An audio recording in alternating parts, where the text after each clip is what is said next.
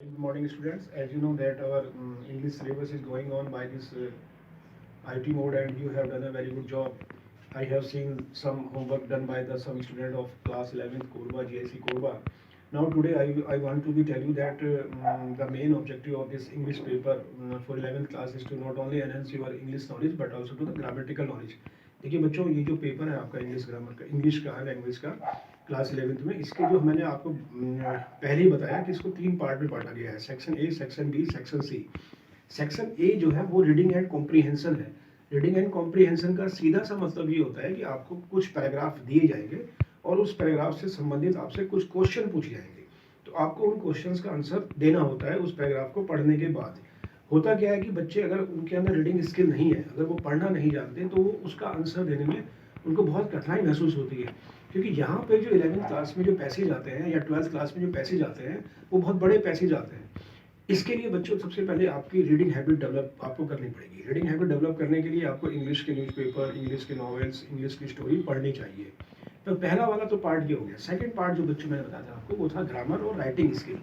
Grammar में देखिए यहाँ पे चार पांच चीज़ें बहुत इंपॉर्टेंट चीज़ें हैं। डिटरमाइनर्स हैं, एक्टिव पैसिव है, टेंसेस हैं, और जो जनरल ग्रामर आपने पढ़ी 10th में, वो सब इसमें इंक्लूड है। और इसमें जो राइटिंग स्किल है, यहाँ पे मैंने कल भी आपको बताया कि जो 11th क्लास की राइटिंग स्किल है वो 10th क्लास की राइटिंग स्किल से अलग है। यहाँ पे क्या क्या आता है, नोटिस आते हैं, नोट मेकिंग आते हैं, एडवर्टाइजमेंट आते हैं, पैराग्राफ राइटिंग्स आती हैं। तो ये जो इनफॉर्मल इंग्लिश है ना, वो यहाँ पे बच्चों ज़्यादा आती है। और जो लास्ट पार्ट है वो है टेक्स्ट बुक। टेक्स्ट बुक में मैंने आपको बताया था कि यहाँ पे 11th क्लास में जो इन्होंने टेक्स्ट बुक रखी हुई है, वो दो टेक्स्ट बुक आपके पास हैं। एक तो हॉर्नबिल है, और हॉर्नबिल एक प्रोज है, प्रोज उसमें पोइट्री भी है। और जो दूसरी वाली बुक है सप्लीमेंट्री बुक, वो है स्नैपशॉट्स। तो ये दोनों बुक्स आप इसमें पढ़ेंगे।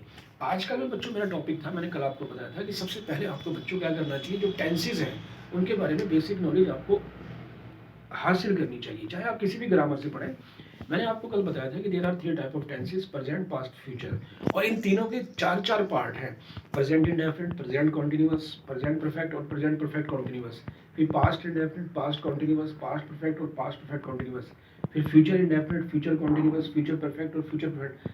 आपको इन सभी टेंसेस के बारे में नॉलेज होना बहुत ही ज़्यादा जरूरी है, क्योंकि जब आप सेंटेंस फॉर्मेशन करते हैं तो वहाँ पे आपको टेंसेस का ज्ञान होना बहुत जरूरी होता है। जैसे मैं एक उदाहरण के लिए आपको दूं, मैंने कल एक आपको छोटी सी बात बताई थी, मोहन पत्र लिखता है, तो मोहन राइट्स अ लेटर, ये प्रेजेंट इंडेफिनिट टेंस हुआ। अब मैंने कहा इसको बना दो आप प्रेजेंट कॉन्टिन्यूअस, मोहन पत्र लिख रहा है, Mohan is writing a letter. फिर बताया प्रेजेंट परफेक्ट, मोहन पत्र लिख चुका है, Mohan has written a letter, ये क्या हो गया प्रेजेंट परफेक्ट। अब प्रेजेंट परफेक्ट कॉन्टिन्यूअस, मोहन 2 बजे से पत्र लिख रहा है, Mohan has been writing a letter since 2 o'clock। तो ये चारों के चारों देखो आपने एक सीक्वेंस में पकड़े। अब पास्ट में क्या करेंगे, पास्ट इंडेफिनिट, मोहन ने पत्र लिखा, Mohan wrote a letter, verb की second form I wrote a letter. Mohan पत्र लिख रहा था, Mohan was writing a letter, ये भी पास्ट पास्ट कंटीन्यूअस टेंस हो गया।